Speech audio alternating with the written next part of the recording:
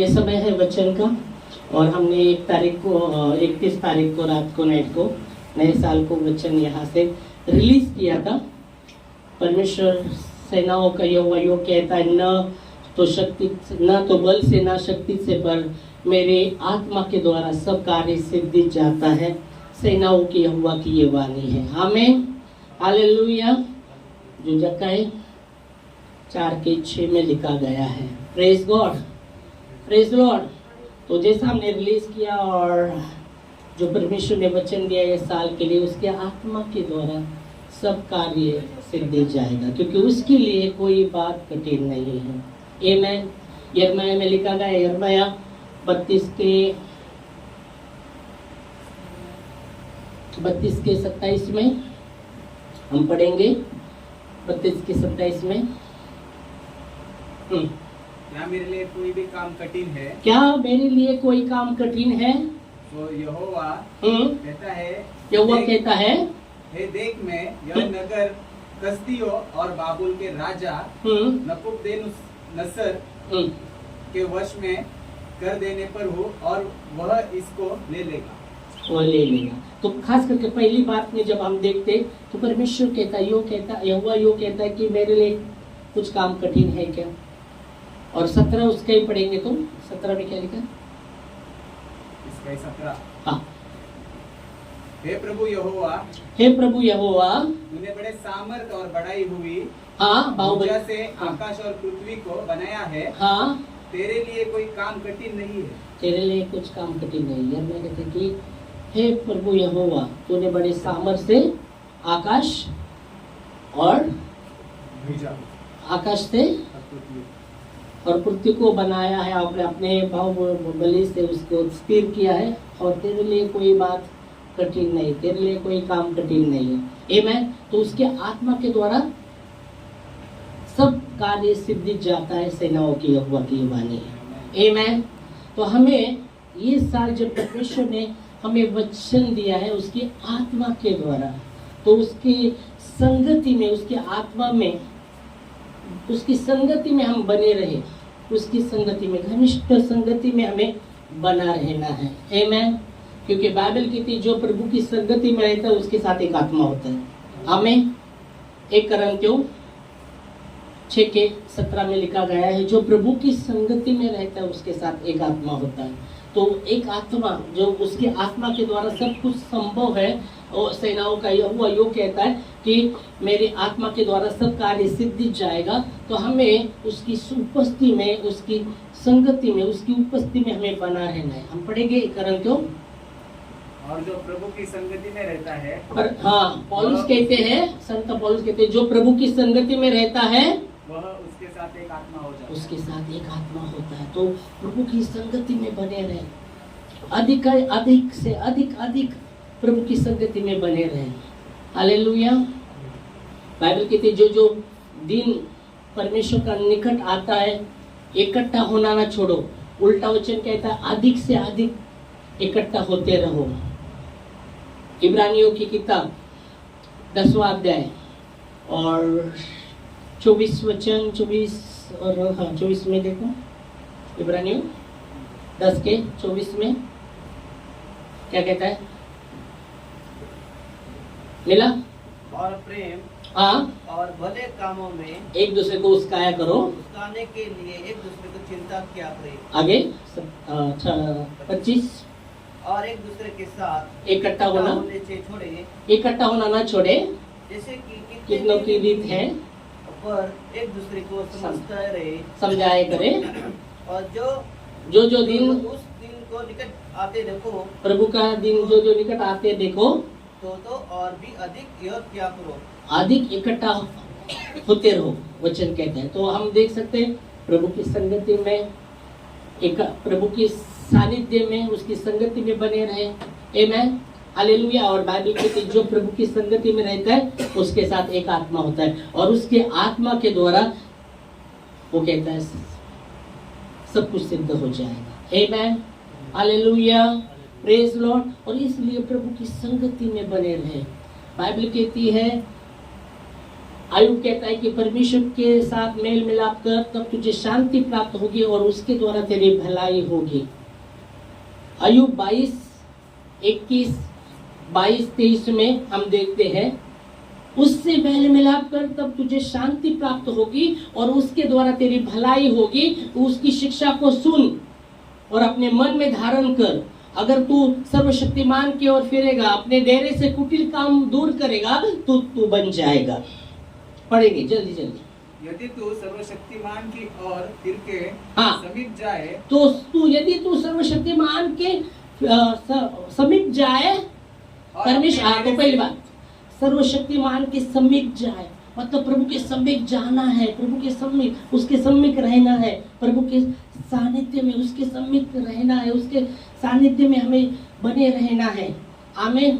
यह वचन कहता है यदि तू सर्वशक्तिमान के समीप जाए, आगे, और अपने डेरे से कुटिल काम दूर करे, तो तू बन जाएगा। 27 पढ़ गए और 21 से पढ़ेंगे तो 21 से 22 के 21 से, उससे मेल मिलाप कर तब तुझे शांति, मेल मिलाप कर, हाँ, तब तुझे शांति मिलेगी और इससे तेरी भलाई होगी। और आगे, उसके मुंह से शिक्षा को सुन ले और उसके वचन अपने मन में रख।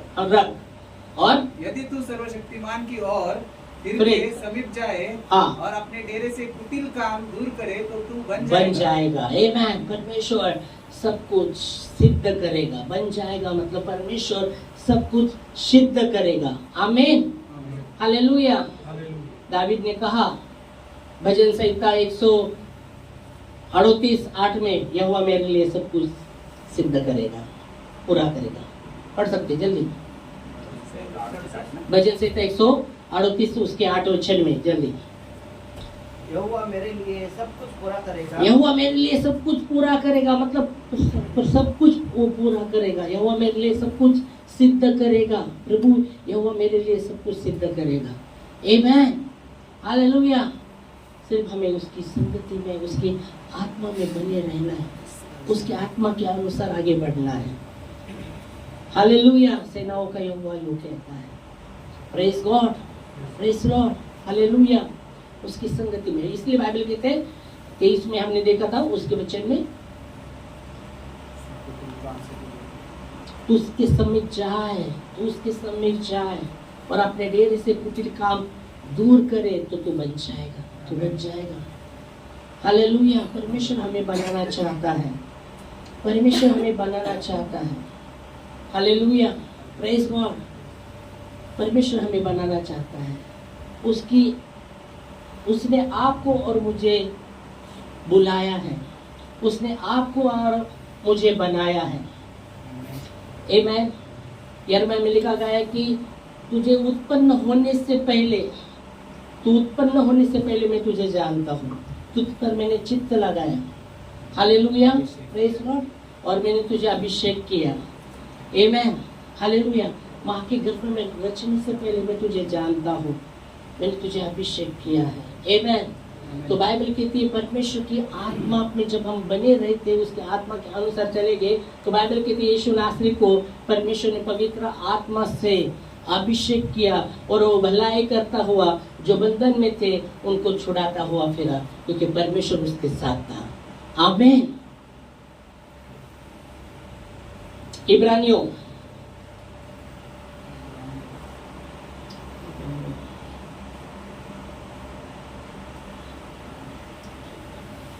मुझे लगता है इब्रानियों, ओके, प्रेरित के काम 10 के 38 वचन में, ठीक है,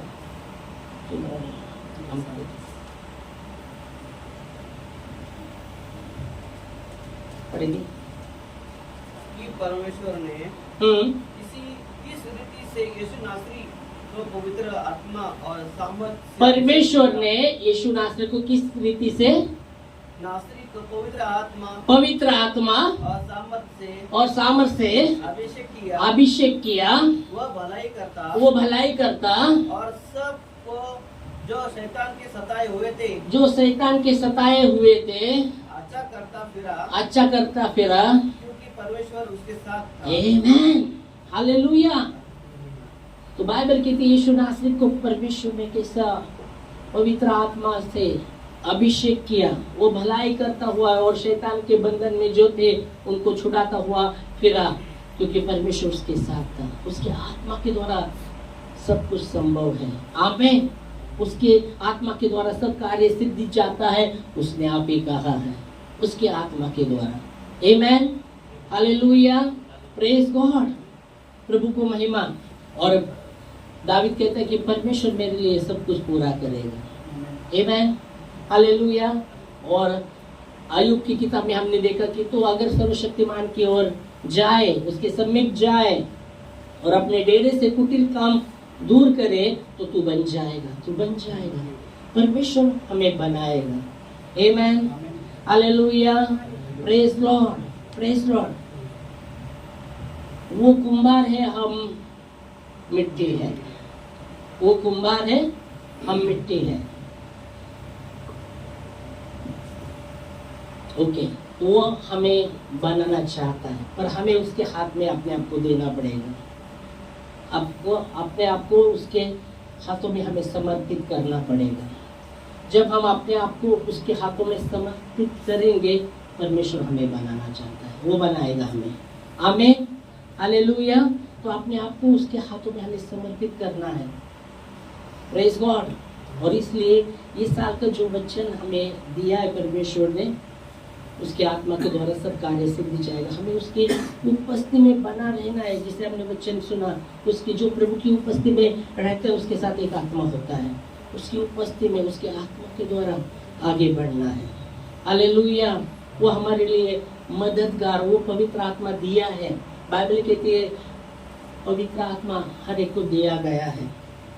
पेंटिकोस्त के दिन वो पवित्र आत्मा 50वें दिन वो पवित्र आत्मा बाइबल कहती है वो हर एक के ऊपर, जो वो लोग थे उन पे ऊपर उंडेला गया है। और बाइबल कहती है रोमियो 5:5 की आशा से लज्जा नहीं होती, पर पवित्र आत्मा के द्वारा आपके अंदर उसका प्रेम का वर्षा उसने किया है। आमीन, हालेलुया। आत्मा की बातों को सुने। बहुत बार आत्मा और शरीर में युद्ध चलता रहता है। आत्मा और शरीर में युद्ध चलता है। हम आत्मा की बातों को सुनते कि शरीर की बातों को, उस पर हम जब चुनाव करते हैं। इसलिए यीशु मसीह ने कहा था जागरूक रहो, प्रार्थना करो, जागते रहो, प्रार्थना करो, क्योंकि आत्मा तो तैयार है पर शरीर निर्बल है। शरीर निर्बल है, आत्मा तैयार है पर शरीर निर्बल है।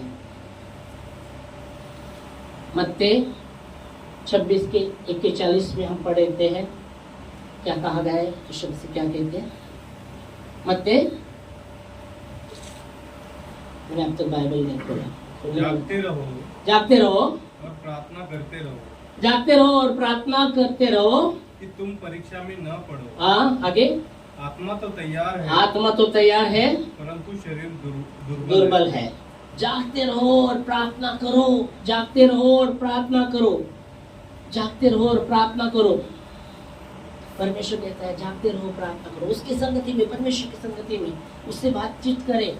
कैसे बातचीत करें? जब हम प्रार्थना करते हैं परमेश्वर के साथ, ओ परमेश्वर के साथ हम बात करते हैं। जब हम प्रार्थना करते हैं उसके साथ हम बात करते हैं। जब बाइबल कहती है उसके मुंह से शिक्षा को सुन और अपने मन में धारण कर। जब हम बाइबल करते हैं परमेश्वर हमसे बात करता है। आमीन, हालेलुया। जब हम प्रार्थना करते हैं हम उससे बात करते हैं। जब बाइबल हम पढ़ते हैं परमेश्वर उसके वचन से हमसे बात करता है। आमीन, हालेलुया। तो वचन कहता है जागते रहो और प्रार्थना करो, और उसके शिक्षा, मुंह से शिक्षा को सुन, अपने मन में धारण कर। उसके मुंह से शिक्षा को सुन, अपने मन में धारण कर। Hallelujah, praise Lord. वचन वचन वचन वचन वचन। यीशु मसीह ने कहा मेरा वचन आत्मा और जीवन है। मेरा वचन आत्मा और जीवन है। मैं इसलिए बोला, देखो शरीर निर्बल है पर आत्मा तैयार है। इसलिए बाइबल कहती है यूहन्ना 6:63 में,